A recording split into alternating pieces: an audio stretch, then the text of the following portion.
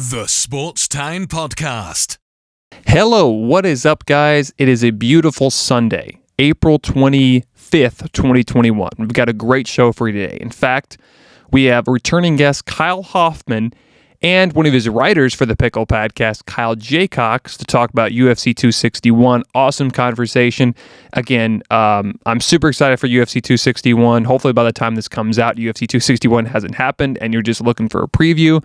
So yeah, we'll definitely have that. You can check out the Pickle Podcast, Apple Podcasts, Spotify, pretty much anywhere you get your podcast. Also, they're on Instagram and Facebook at the Sports Town Podcast. Then we discuss soccer. The Super League is pretty much dead. But we do have Jason Flynn of Soccer Cards United podcast to discuss the Super League, the Champions League, all that good stuff. In fact, this was actually the first time we discussed soccer, so I was pretty excited about that. You'll love the conversation. Go check out the Soccer Cards United. Pretty much like the Pickle Podcast, anywhere you can find the podcast out, or get your podcast like Spotify, Apple Podcasts, Google Podcasts, Stitcher, pretty much everywhere you find it. And again, as normal, we have the Sports Lightning Round, highlight of the week, poll question, questions from Instagram, all that good stuff. All right, and don't forget to check us out on Sports Town Podcast on Instagram and Facebook at SportsTown_podcast or on Twitter at SportsTownPod. All right, before we start today's podcast, I'd like to tell you about the new Jordan giveaway that we are doing here at the Sports Town Podcast. Now, all you need to do is follow us on Instagram at SportsTown_podcast. Now, the rules are pretty simple. The contest ends at May 12th at 1 a.m. Eastern. And when you go on Instagram, comment what shoe you want or what type of Jordans you want. It can be any shoe as long as it's $200 or less. So if you want the new Zions, I believe they're $140 right now once they're released.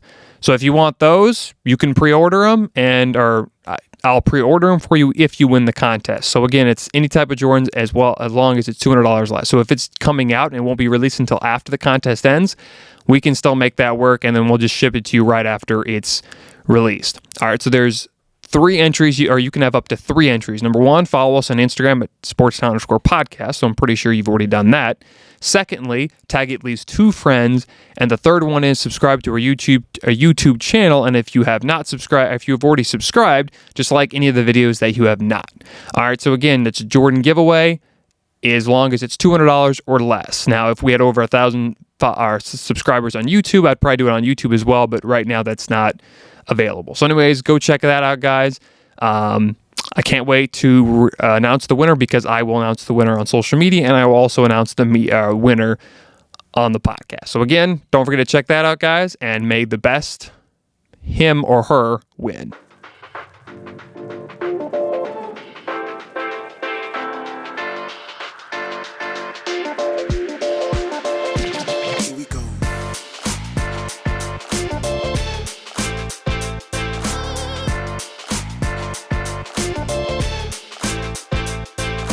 And now, time for the highlight of the week.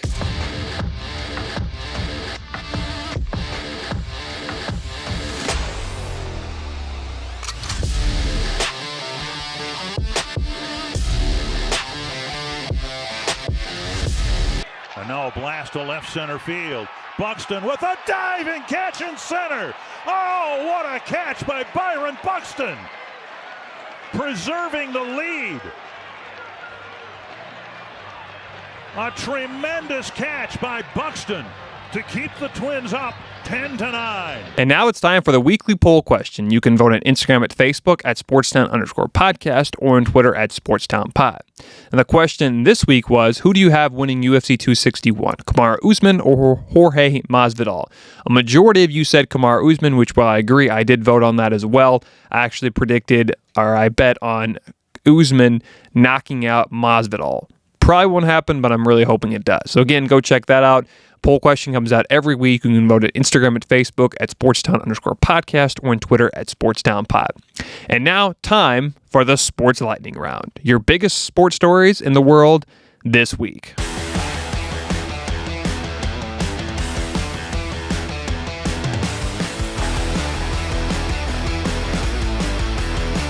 Sad news in college basketball. Former Kentucky guard Terrence Clarke has passed away, and he was only 19 years old. Clarke had just declared for the NBA draft and just signed with Clutch Sports Agency. The former Boston native passed away in a car crash in LA, California on Thursday, April 22nd. Clark was projected to be a lottery pick in this year's NBA draft.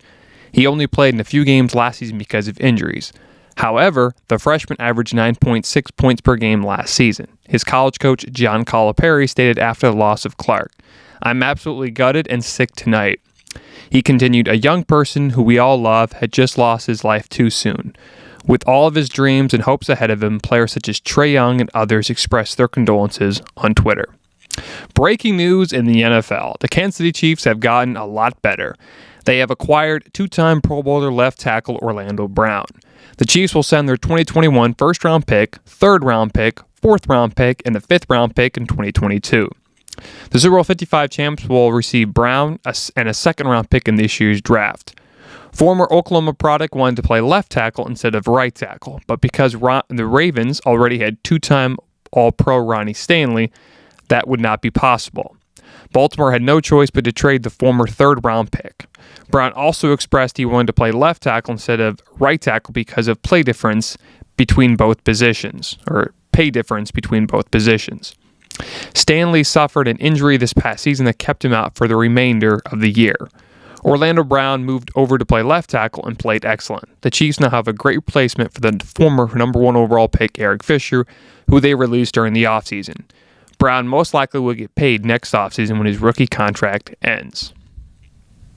One of the greatest Olympians ever has decided to leave Nike. 19-time medalist Simone Biles has left Nike for Athleta. Biles had been with Nike for 6 years. The brand Athleta is owned by Gap and started back in 1998. According to the 4-time gold medalist, Biles stated about her new brand, "Not just as an athlete, but just as an individual outside of the gym, and the change that I wanted to create, which is so refreshing. It's another tough loss for one of the biggest brands on earth." Vanessa Bryant, the late great Kobe's wife, said they would not resign with the company.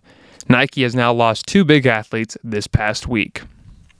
Atlanta Hawks guard Trae Young will be out at least for the next 2 games with a left ankle sprain. The former Oklahoma product injured his ankle in a loss versus the Knicks. ESPN's Adrian Wojnarowski was the first to report the news.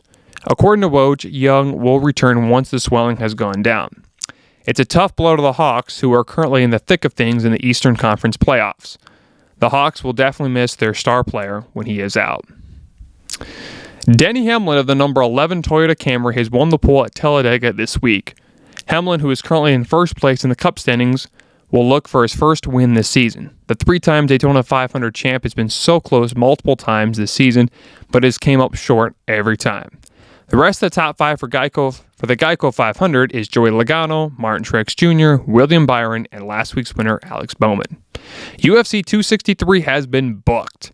Middleweight champion Israel Adesanya will take on third-ranked Marvin Vettori on June 12th at an undisclosed location. In fact, this will be the second time they will fight against each other. They fought 3 years ago, and the current middleweight champion won the bout.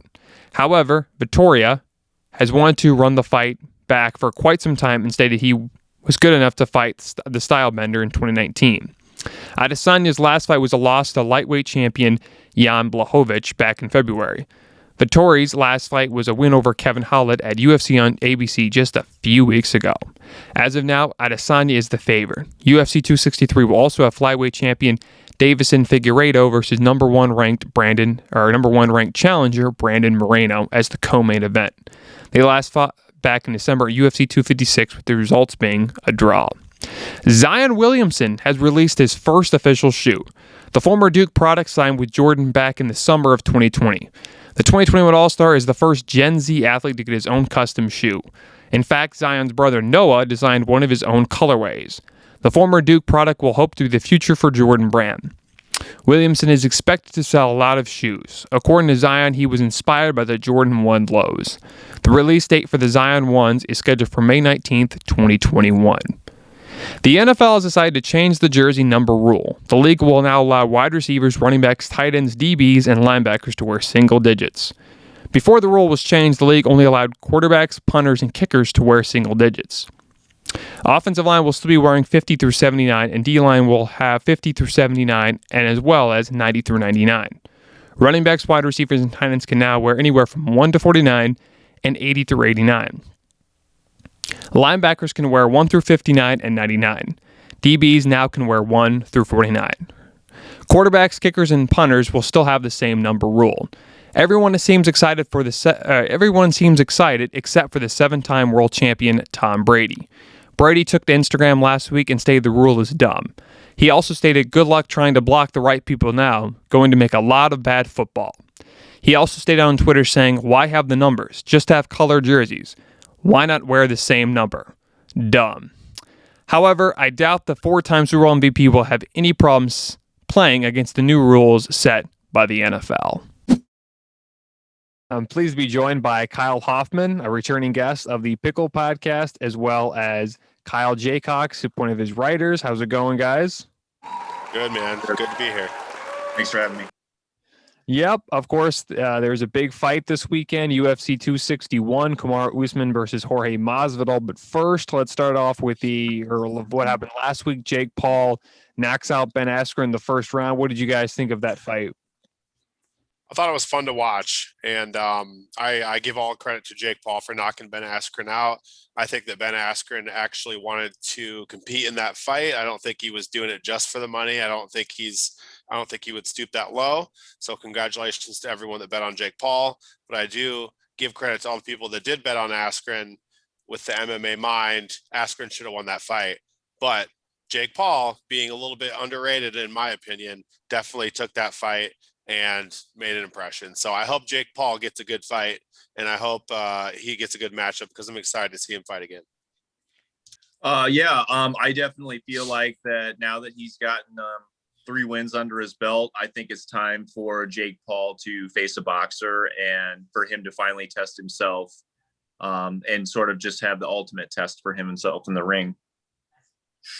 Great.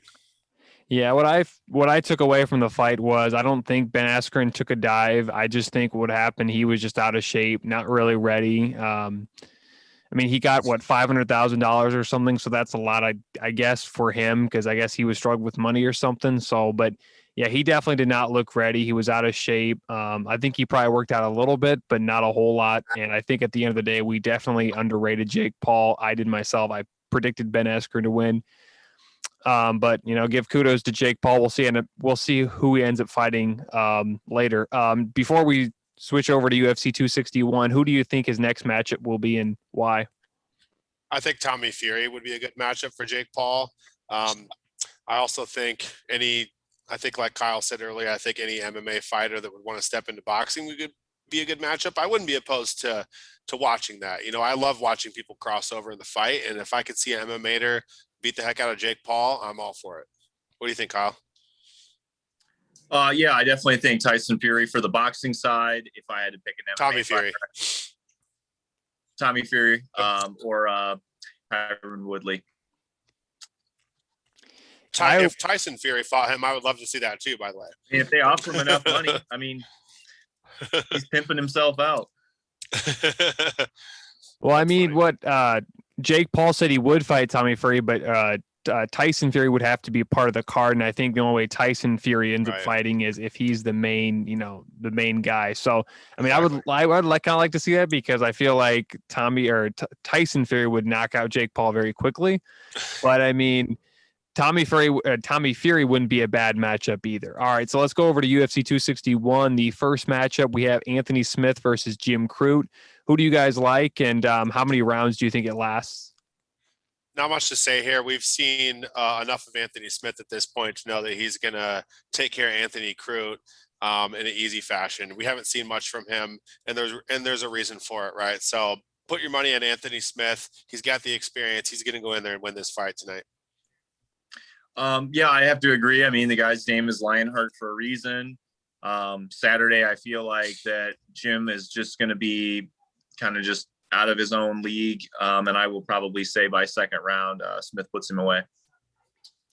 I definitely think it's going to be entertaining. Of course, Anthony Smith has been in the UFC for a while. We'll see what ends up happening, but I'll probably put my money on Anthony Smith as well. All right, so the next matchup, we got Chris Weidman versus Uriah Hall. I think Uriah Hall is the betting favorite. Who do you guys like winning that matchup? I like Uriah Hall as well. I think his striking is going to take care of Chris Weidman. Chris Weidman's chin's been tested in the past, and it hasn't ended up too well for him.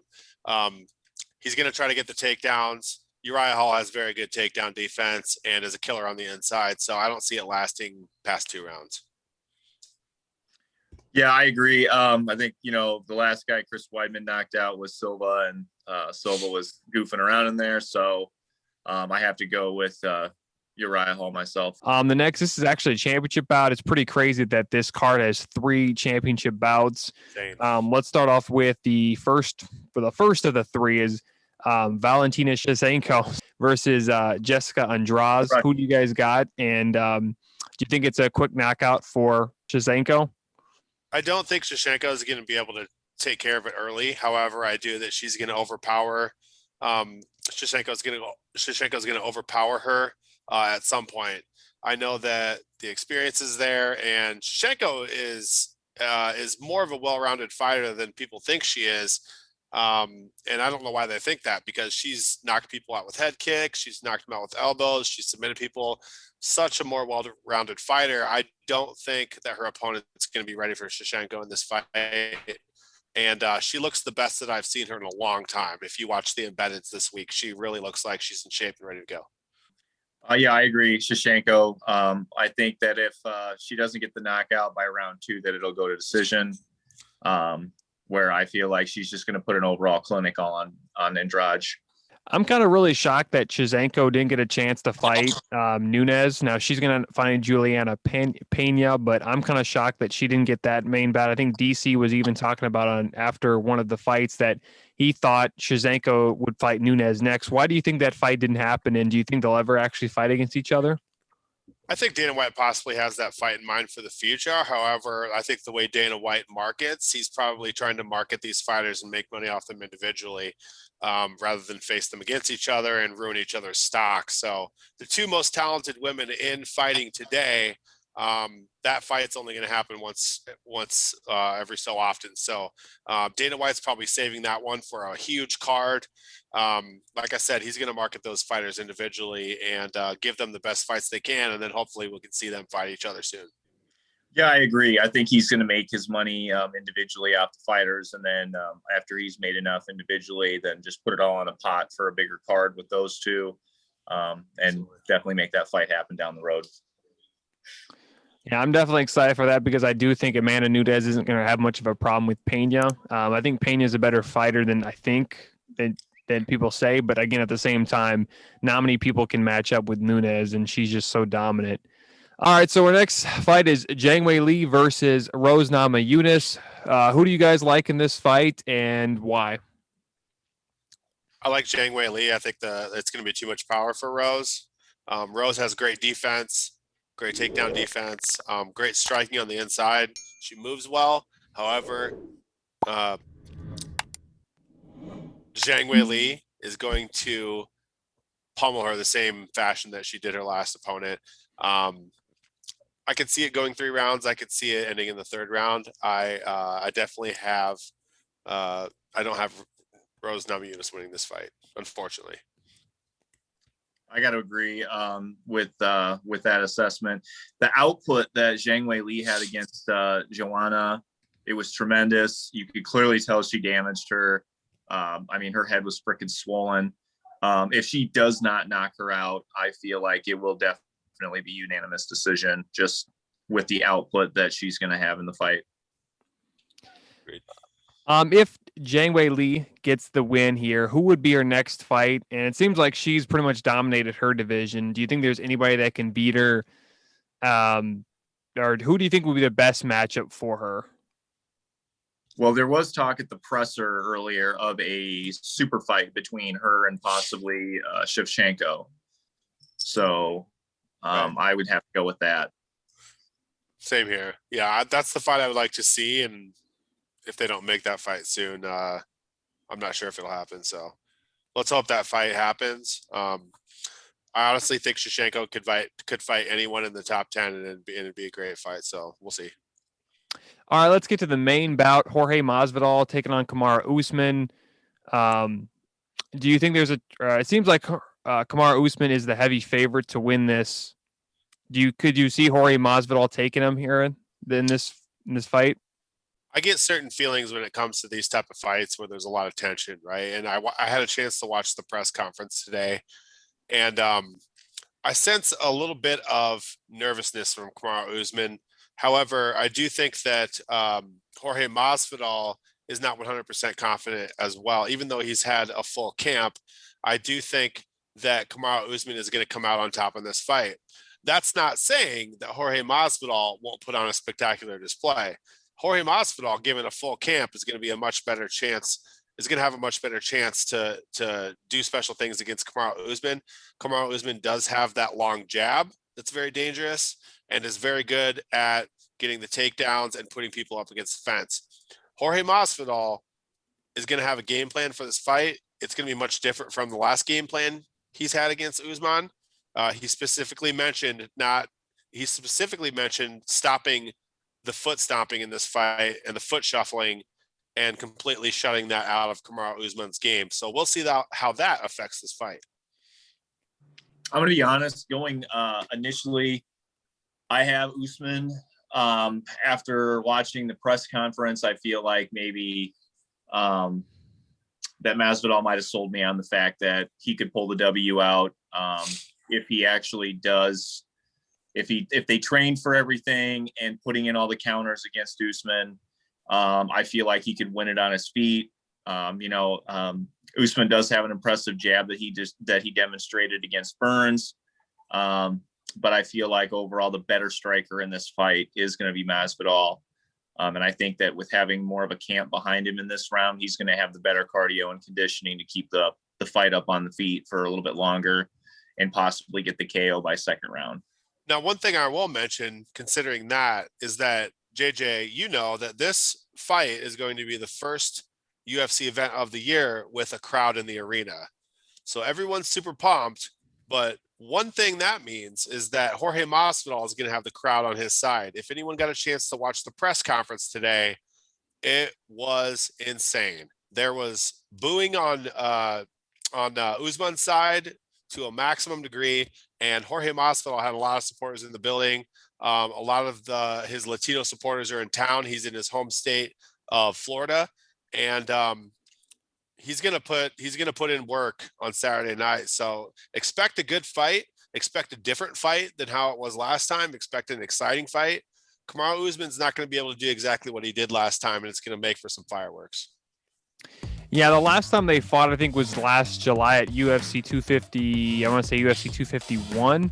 And that was pretty epic, but I felt like, Kamaru Usman really did, really annoy. Now the fight went the distance, if I can remember right. But I think Masvidal didn't have much time because it was originally supposed to be him and Gilbert Burns. And I felt like Jorge Masvidal, if he would have got a full fight, he would have a chance to beat him. Could you see Kamaru Usman getting a knockout here?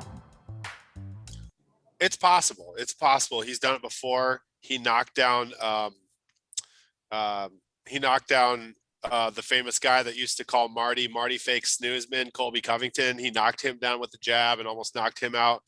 So yeah, Kamaru Usman has knockout power. It's a real thing. So Jorge Masvidal knows this, and he's not going to say it, but he's going to be trying to avoid that jab on the inside because he very well could get knocked out by Kamaru Usman. We haven't seen Masvidal take a real solid shot on the chin other than when he fought Till or when he fought, I believe he fought Lawler. Did he? Yeah. And so if he gets hit by Usman in a good spot, it could be lights out, but I don't see it happening. Yeah, I'd have to say, it's just like in any fight, the, puncher's chance. It could happen with Usman knocking out Masvidal as well. And I definitely feel like he does have the power to do that. So Jorge should have that in mind as well. And his camp, I'm sure they have those measures in place to avoid something like that happening. So, again, you guys, I'm assuming you guys have Kamaru Usman winning this fight. I think currently I have Usman winning this. Do you guys think there's a chance that if Masvidal does win, do you think he gets possibly the knockout? Yeah. Masvidal could very well knock out Usman. He could very well do it. If he can knock out Darren Till, he can knock out Usman. Yeah. All right. So now that, say, Let's go off of UFC 261. It seems like John Jones is going to end up fighting Francis Ngannou sometime. When do you guys think it will happen? And is there a possible chance that they fight at UFC 265 when Amanda Nunes fights Juliana Pena? I don't see Dana White putting that in the same card, just the way that he likes to do things. But I do know that there's talks about a fight in August coming up where they could fit that in. Dana White tends to put a lot of his big fights in the late summer in July and August. So I think that's a good time for them to bring John Bones Jones out of the cellar. Yeah, I agree. I know that he's trying to make the Ngannou Lewis fight happen. Knowing just how the UFC works, there is a possibility that Lewis may end up falling out of that injury or whatever, and we could get the surprise fight that we all want instead of the Lewis Ngannou fight. Both would be equally exciting, in my opinion. Right. All right, as we wrap up the interview, and it's been great to talk. I love talking UFC with you guys. Can you tell us more about the Pickle Podcast? Now, you've explained it before, but this next upcoming episode, just kind of talk to us how it's going to work and, what guests you're bringing on, stuff like that. You guys have got to check out our new episode on the Pickle Podcast. We recently had a guest. His name is Al Amin. He's actually from Des Moines, Iowa, and he was recently featured on one of the world's biggest podcasts. And he actually went viral for embarrassingly roasting somebody from the Chappelle Show, Donnell Rawlings. So if you guys want to go look that up on YouTube, Donnell Rawlings Freaks Out, you can find it. We have the guy that made him do it. So if you want to check that out, see someone who's going viral, who's been talked about by Joe Rogan, who's been talked about by Andrew Schultz, who's been talked about by Charlemagne the God in the last week. If you want to see something viral, come to the Pickle Podcast and check it out.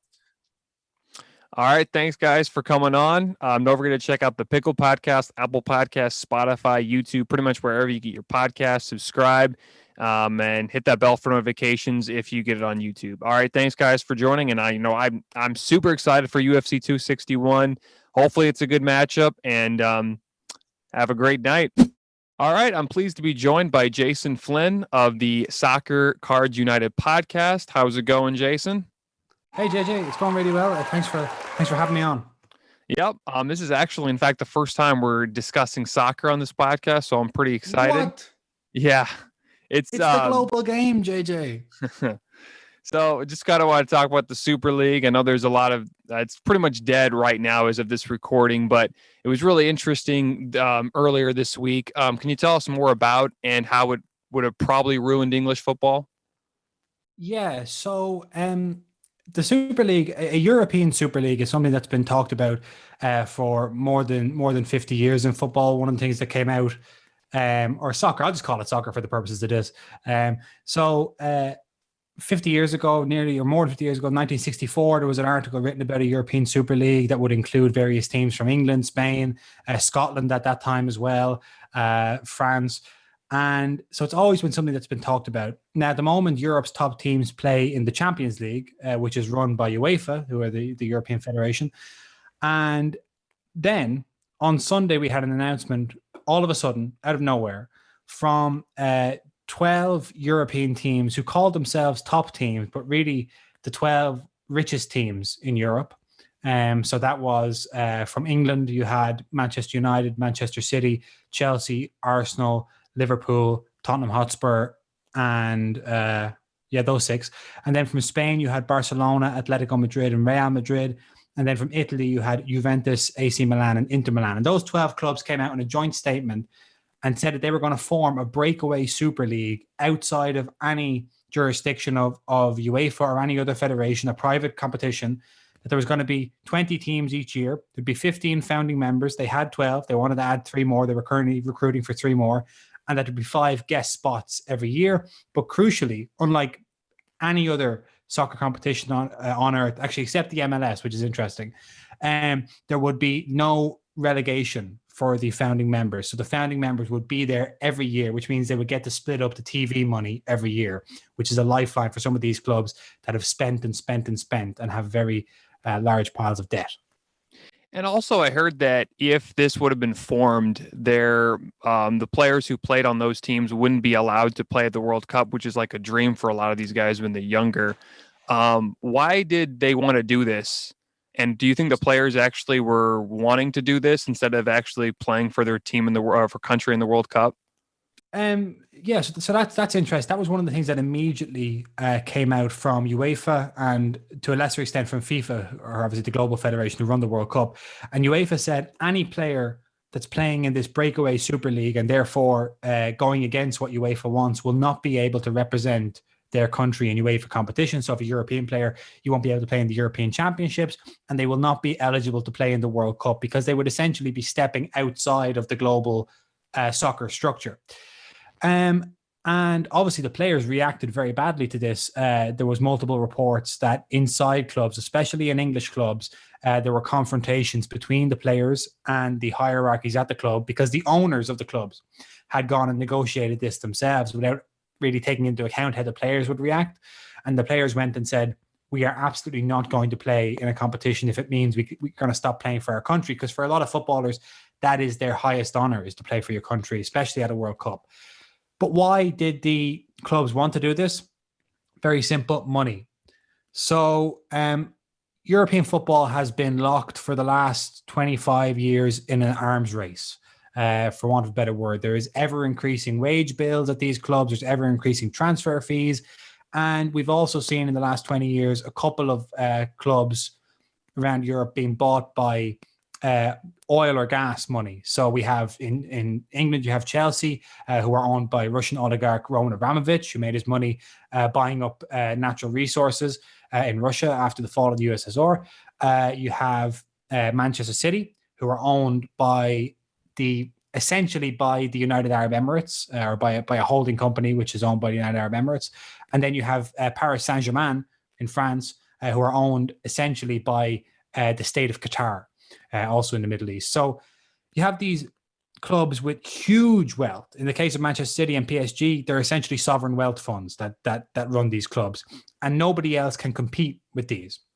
So when you have clubs like Real Madrid, Barcelona, Manchester United to a lesser extent, they're spending and spending and spending, and they don't have the endless reserve, so they have to spend on debt. So they've built up these really big piles of debt, and TV money is drying up. They've basically maxed out how much TV money they can get. And so what they wanted to do was play more games against the best teams, because obviously, as you can imagine, every year in the Champions League, the highest ratings go to Real Madrid playing Liverpool, top teams from around the world, Juventus playing Barcelona.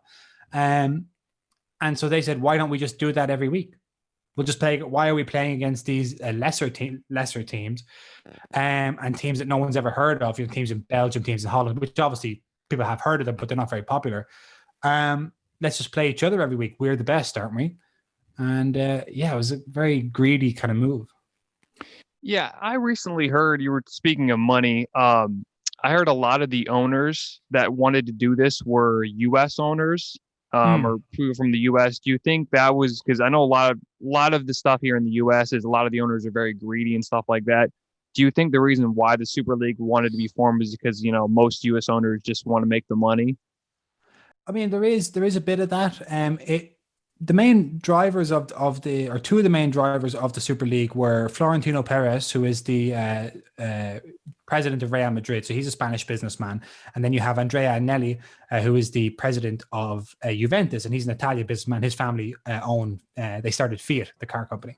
But then get to the Americans. So you have the Glazer family, who are a family of billionaires that own Manchester United and have taken hundreds of millions of dollars out of Manchester United. And then you have John Henry, who owns the Fenway Sports Group, FSG, who own Liverpool.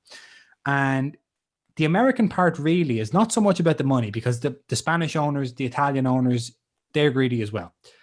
But what comes from the Americans is it's a closed league, as I said. So for instance, nobody gets relegated in the NFL. Nobody gets relegated in the MLB. If you don't make the playoffs, okay, you don't make the playoffs, but you just go again the next year. You still get to play all the best teams. There's no case of, well, you didn't beat the Patriots this year, so they're not coming to your town next year when you get to sell all your merch and all your highest ratings. You know what I mean? So what struck people in terms of Americanization was not so much the money. Everyone's hungry for money. Capitalism, a global game at this stage. What struck people was this closed system, that for some reason these people will be forming a closed league, pulling the rope ladder up and not letting anybody in after them. And because from the American owners, the reports were Rory Smith in the New York Times did very good reporting on this, where he spoke to people close to some American owners. And they said, if I've invested hundreds of millions in this club, or if I own this asset worth hundreds of millions or billions, and I could miss out on the Champions League, which would cut our revenues, or I could get relegated from the Premier League, which would cut our revenues, why would I allow my business? Because that the Americans view it as businesses, not clubs, franchises. We never use that word to describe a football club or soccer club, a franchise. A franchise is an American sports term. Why would I allow the value of my assets, or why would I allow my yearly income to be determined on a refereeing decision that gets me relegated, or a video refereeing decision that means I don't qualify for the Champions League? I'm not willing to put up with that kind of jeopardy. I'm going to close the loop, and the rich will get richer. Yeah, it sounds a lot like what college football here in the States is trying to do.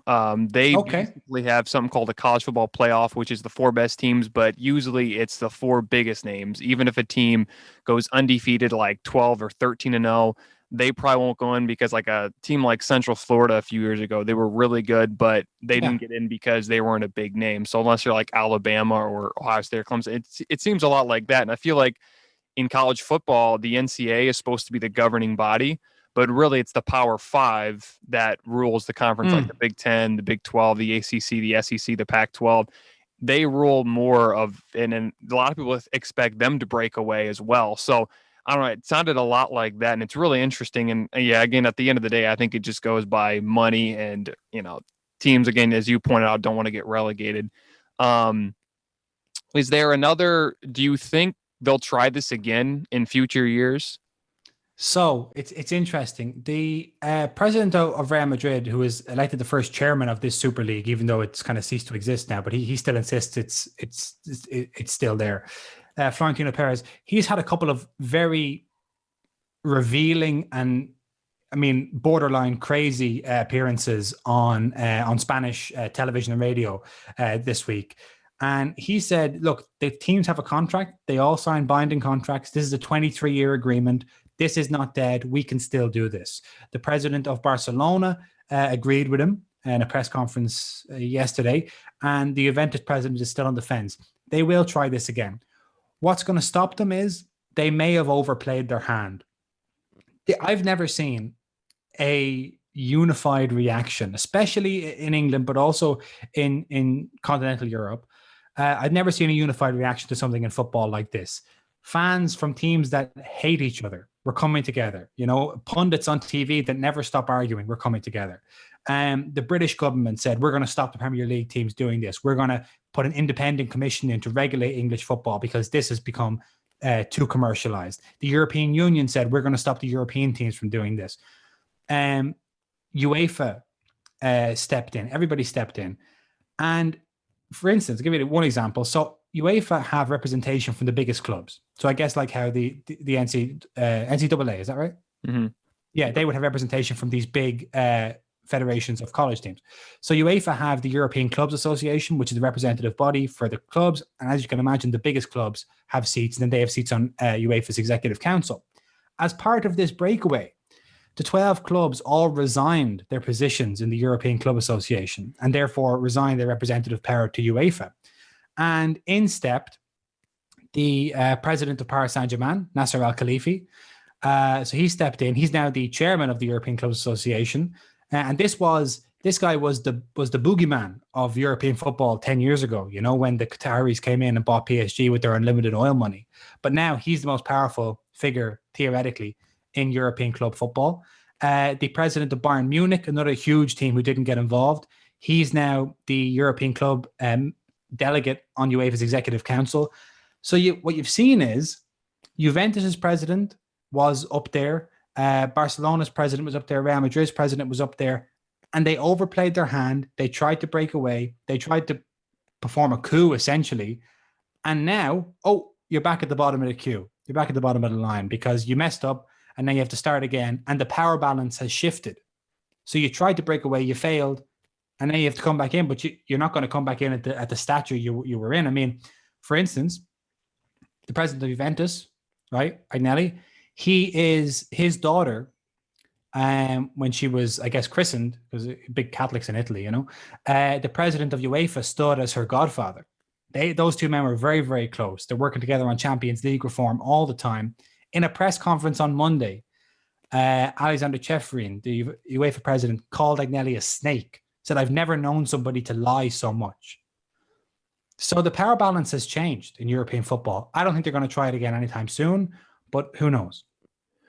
You said it still technically exists. Who are the teams remaining, and is there a chance that those teams try to get like new other teams that haven't been able to get in yet? So the teams remaining, as far as we know, are Real Madrid, Barcelona, Juventus haven't said they're leaving officially, and then AC Milan. AC Milan apologized for the fiasco, but didn't actually say they were leaving. AC Milan are owned by an American vulture capitalist called Paul Singer, and he's very much in favor of stuff like this. And they haven't actually said they're leaving. So as far as people who haven't said they're leaving, Real Madrid, Barcelona, Juventus, AC Milan. Will they be able to recruit more teams? No, because the whole point of the Super League was that the best teams in air quotes, the biggest teams, the richest teams, the most watched teams would all be playing each other week in, week out. Now you've got all of those biggest teams to join, and then most of them left. And there was already some people who didn't join in the first place. So they wouldn't be able to find, there aren't another 12 teams big enough for the whole thing to go ahead. And also, just today we heard from JP Morgan. So the whole thing was funded by JP Morgan. $5 billion they put up to fund this thing. And they said, we'll fund it and you can work the TV rights out later, but we'll pay for it for the first few years. And JP Morgan came out today and said, listen, we misjudged how vicious the reaction would be. We're sorry. We misjudged it. We're withdrawing our support for this. So now you have the money's gone. And I mean, if you just think about it, this is a group of people that appeared so greedy and so corrupt and so capitalistic that JP Morgan came out and said, whoa, this is all a bit much. I mean, it's mind-blowing. That is crazy. It was just unbelievable on Monday. I just was heard, or it was actually, I think Sunday when I started hearing it first about the Super League, how it was going to come together. And then like on Tuesday, it was pretty much shut down, or Tuesday or Wednesday. And it just everybody, I think, like as you said, came together and just said, yeah, no, we're not going to do this. So I'm going to get off the Super League for just a little bit here. Sure. About Messi's contract with Barcelona. What's the deal there? I know he wanted to leave, I think, before the season started. I think he wanted to go to Man City. Would you think do you see a scenario where he actually leaves Barcelona after the season is over? Great question. Messi is having a little bit of a renaissance at the minute. I mean, I don't mean in terms of his output. His output has always been incredible in terms of his goal scoring and his creation on the pitch. But I mean, kind of within Barcelona, he had a very, very poor relationship with the last administration of Barcelona, the last president of Barcelona. That's when that famous Burofax, which I guess is a kind of a legally binding document that you can deliver in Spain. It's a legal instrument. But he sent this Burofax to say he was going to leave Barcelona. He's ending his contract and he wanted to leave. Then they convinced him to stay for another season. But in the meantime, there's been a presidential election at Barcelona. The new president is the man who was president when Messi came through. Messi is scoring goals again. He's playing with young teammates who can play around him, who have energy, who have a bit of life. He seems to be happier. His goals and assists have gone way up. He's dragged Barcelona back into the title race in the Spanish La Liga. I honestly think he will stay. One of the reasons Barcelona are in so much debt is because Messi's contract is huge. And I'm sure there's people in the accounting department of Barcelona that would love him to go and get him off their books. But Messi has never been really that kind of superstar who seems like he's unhappy, who seems to always want more and more and more. He's so settled in Barcelona. He's been there since he was a boy. I think he'll stay. If they win, they've already won the Copa del Rey, which is the cup, this season. They might win the league. But I think if Messi is convinced of the team around him and he's convinced they have a good shot at winning some trophies next season, I think he might just stay. And I think he might stay for another couple of years and then finish his career maybe with a year in Argentina back home. All right. Yeah. I was just intrigued by what happened last year, and I really hadn't heard much about it. So it'd been interesting because if he would have left Barcelona, that would have been really big. Huge. Yeah. You mentioned earlier that you're a big La Liga fan. Yeah. So can you give us an update with that? And of course, the Champions League is going on right now. So can you just give an update on that? Sure. Yeah. So I personally follow Atletico Madrid in La Liga, who are kind of, in the past 10 years, have added themselves into the yearly title race. So traditionally, Barcelona and Real Madrid are the big teams in Spain. Atletico have had a good run of it in the last 10 years under manager Diego Simeone. Currently, Atletico are first in the league, 1 point ahead of Real Madrid. There's 6 matches left to go in the season. And Barcelona are 1 point behind Real Madrid. So it's extremely tight. Atletico in first place and Barcelona in third place still have to play each other. So if Atletico win all their games, including beating Barcelona, they'll win the league. If Barcelona win all their games, including beating Atletico Madrid, they'll win the league. Of course, only one of those can happen. So it's all very tight. It's all very exciting. Sevilla are also in there. And there's only one team left from Spain in the Champions League, which is Real Madrid. So Real have an upcoming Champions League semi-final against Chelsea. And the other Champions League semi-final is PSG versus Man City. Now, Manchester City have never gotten to the semi-final of the Champions League before. So they'll be looking to push on to the final. They're playing last year's finalist, Paris Saint-Germain. And it's all very exciting. I mean, the Champions League, with all the Super League talk, you'd forget about how good the Champions League actually is when it's good. I mean, we recently saw PSG knock out Bayern Munich, and those 2 games in that series were one of the most incredible ties I've ever seen. Just the level of football was insane. Kylian Mbappe and Neymar are at Paris Saint-Germain. And speaking of Messi, at Manchester City, there is Sergio Aguero as the Argentine centre forward. And he has been talked about as moving to Barcelona, maybe to link up with Messi. They're very good friends and have some familial ties as well. They're both from Argentina. So there's lots going on. I would say anyone who doesn't watch soccer regularly, I know you've got really good, I think the Champions League is covered by maybe CBS at the moment. Is that right? Yeah. Yeah. So yeah, they've quite good coverage. I know Jamie Carragher and Micah Richards are on there sometimes. They're good pundits. But definitely watch PSG versus Man City. If you're ever going to get into soccer, if you're ever going to enjoy a soccer game, it's going to be PSG versus Man City. Do you think, or who do you think has the best chance to win this year's Champions League? Oh, you're putting me on the spot here. Well, it's hard. PSG were in the final last year. They'd never gotten to a final before. And in Neymar and Mbappe, they have maybe the competition's 2 best players this season. And they're up against Man City, who are going to win the league in England. I think for that tie, I would probably put PSG to go through just because they got to the final last year. They're on good form. And I think Man City might just slip up. The pressure might get to them. On the other side, you have Real Madrid and Chelsea. Chelsea have been a dark horse. Chelsea could win it. They always could. You know, they knocked Manchester City out of a domestic cup last week.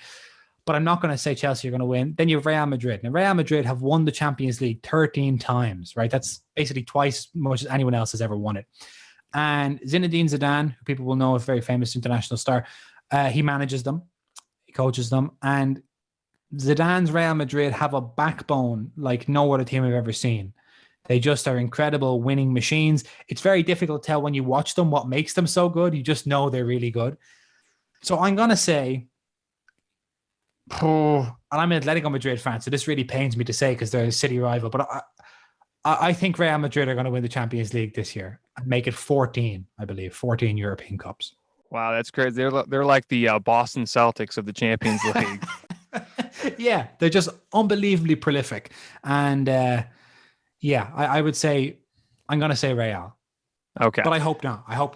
Yeah. All right. This has been a great conversation. Learned a lot about soccer. I know last week I learned a lot about Formula One. Before we end the interview, do you want to tell us more about your podcast, how long you've been doing it, just kind of more information about it? Sure. Yeah. Thanks for coming on, or thanks for having me on. I really enjoyed it. So I co-host a podcast called Soccer Cards United. We've been doing that for around 10 months now. We're just coming up on a year. And that was started by myself and my friend Enzo, because soccer had last year and the year before kind of a boom in trading cards. So I guess being into sports, you're familiar with baseball cards, NBA cards, all that stuff. And soccer is kind of the new boom market in that. But a lot of people that were getting into soccer cards, a lot of them based in the States, like yourself, they knew the card side of it. They knew trading cards. They knew all about that, but they didn't really know soccer. So we started a podcast where people who are into trading cards, high end, low end, all that stuff, can listen to the podcast and get everything they need to learn about soccer at a kind of a summary basis and recommendations on what to watch and what to follow. So it's called Soccer Cards United. We cover the latest football news every week, and then there's some stuff about trading cards as well. All right, that definitely intriguing. Definitely gotta go check that out. Oh yeah, and you can get it wherever you listen to podcasts. So Spotify, Apple Podcasts, anywhere, and you can follow us on Twitter, Soccer Cards United. Okay. Definitely learned a lot about soccer. Guys, don't forget to check their podcast. Is like I mentioned, Spotify, Apple Podcasts, pretty much wherever you get your podcast. All right. Yep. Thanks for coming on, and definitely had a wonderful time talking about soccer. Thanks, JJ. All right, let's wrap up the show with our new segment, Questions from Instagram. And the first one comes from Jake the Snake, and he asked, what do you think of the new rule number set by the NFL? I'm not sure if I totally like it. It's going to be really confusing. I do think a receiver should be able to wear 1 through 9 if he wants to. It's just going to be kind of odd to see tight ends do that. It's going to be really odd for receivers to wear 40 through 49 or 20 through 29 because I'm just used to seeing running backs or, even corners or not corners, I think safeties wear 40 through 49. So it's just going to be weird. It's just going to be weird to see that because I can't really, I'm always, when you see 20 through 29 or 40 through 49, you think either running back or corner or safety. So it's going to be hard to get used to. I'll say that. I'm not sure. I think I'll like it more because I think I'll like it, but I don't think we'll see a lot of the, players switching this year at least because they're going to have to pay a lot of money. I mean, it was reported by Ian Rappaport of the NFL Network that if players want to switch now, they would have to pay for all the jerseys that were manufactured. So that's a lot of money. Unless they're like Jalen Ramsey or someone with a massive contract, they won't really be able to afford that. So I think we're not going to see that until 2022 because it was also announced that if players wanted to switch to 2022, they'll just notify the NFL or whoever they'll have just notify them in a year in advance, which means they won't have to pay for next year's jersey manufacturers. So they won't actually have to pay to switch number. So I think that's what we'll see a lot of. So don't expect a lot of guys changing this year. We could see a guy like Derrick Henry in 2020 switching from number 22 to number 2 like he did at Alabama when he won the Heisman and National Championship. So expect that, but it's just going to be really weird. I know Tom Brady doesn't like it, but I don't think that's going to really affect him, and I don't think it's going to be a huge rule. Now, I would want to see the shell rule moved. I think a lot of players in the NFL would as well, because with the new shell rule, they only allow teams to wear 1 helmet a year, so that means the throwbacks can't be used. I mean, you can wear throwbacks, but you can't use the helmet, the throwback helmet. So like the Broncos used to have a really cool throwback helmet, or the Falcons used to have a really cool throwback helmet. They can't wear those unless they want to wear those for the whole season. So I think that could be abandoned and we could see that come back. However, it's not going to be this year. It probably won't be till next year. They started that rule back in 2013. Bad mistake by the NFL. The next question comes from at Marcus Johnson 21, and he asked, will there be another mock draft episode? Well, it's a good question because we'll probably have a mock draft clip on YouTube where me and Michael will discuss picks 1 through 32, but that actually won't be part of the podcast. So I think it'll be released probably on Wednesday.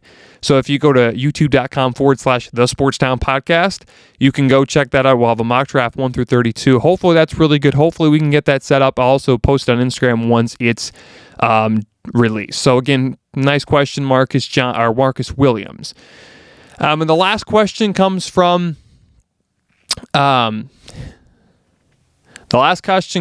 Jonathan 66, and he asked, who do you have winning the NASCAR Cup? And my answer would be, right now, I think it's going to be Martin Truex Jr. He's already won 2 this year. He's the only driver in NASCAR this year to win more than one race. Denny Hamlin was the prediction, and right now he's in number 1. He was the favorite for a long time, but until he wins a race, which he did win the pole this week, so maybe that helps him, but he has to win a race, in my opinion, in order to put him as the favorite. I just think the way Martin Truex Jr., his team has been driving, I think he's been doing excellent. I could see him win his second Cup, but it's crazy. The 3-time Daytona 500 champ, successful, one of the greatest NASCAR drivers to never win a NASCAR Cup, so it's really crazy that he hasn't been able to capture it, but we'll see what ends up happening. But right now, I got to put my money on Martin Truex Jr. Thanks for listening to the Sports Town Podcast, or the STP Pod for short. If you want to check out more videos of the Sports Town Podcast, click on the left. If you want to subscribe to the channel, click on the right.